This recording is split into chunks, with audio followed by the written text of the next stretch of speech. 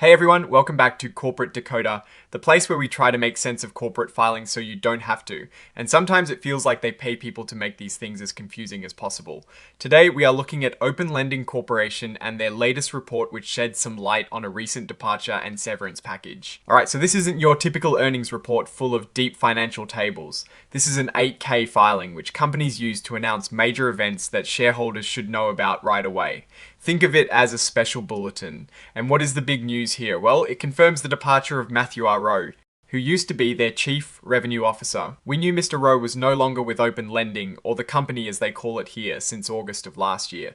But this filing gives us the details of what happened when he left. It confirms he was let go back in July. Now, the really interesting part for us is the separation agreement. Essentially, when an executive leaves, especially if it is not voluntary, the company often agrees to pay them a certain amount of money. This is often called severance. It is like a goodbye payment to smooth things over and get the executive to agree not to sue the company later. In Mr. Rowe's case, Open Lending is paying him a severance package totaling over $161,000. That is a pretty substantial amount, and it represents 6 months of his base salary.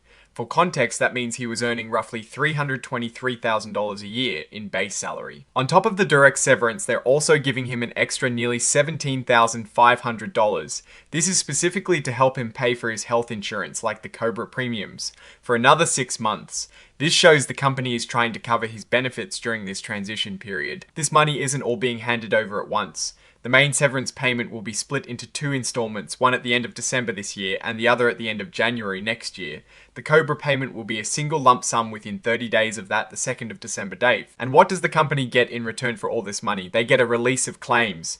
This means Mr. Rowe is agreeing not to sue Open Lending for anything related to his employment or termination.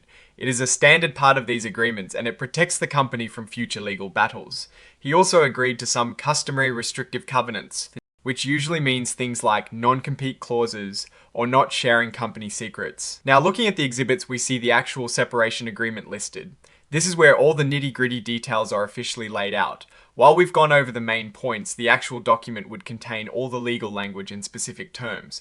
Looking at this filing, it is pretty straightforward. It is not a report with a ton of financial data showing the company's performance. Instead, it is focused on an executive separation.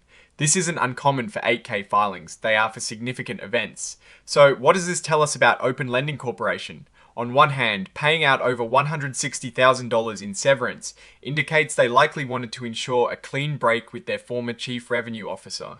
It suggests they might be trying to avoid any potential legal disputes. From a financial health perspective, this amount, while significant for an individual, is likely not a major strain on a company of this size.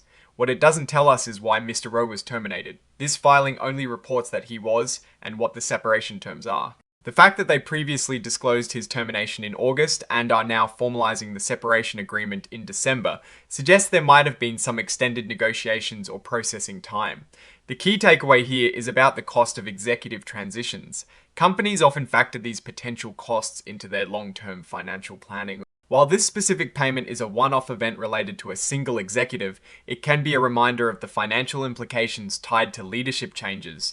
For Open Lending, the focus now will likely be on how they replace or restructure their revenue generation leadership. A Chief Revenue Officer is a critical role, and having that position vacant or in transition can impact a company's sales strategy and growth.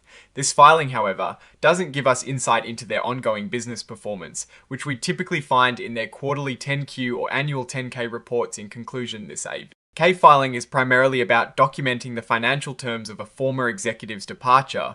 It is a look at a specific personnel event and its associated costs, rather than a broad financial picture of Open Lending.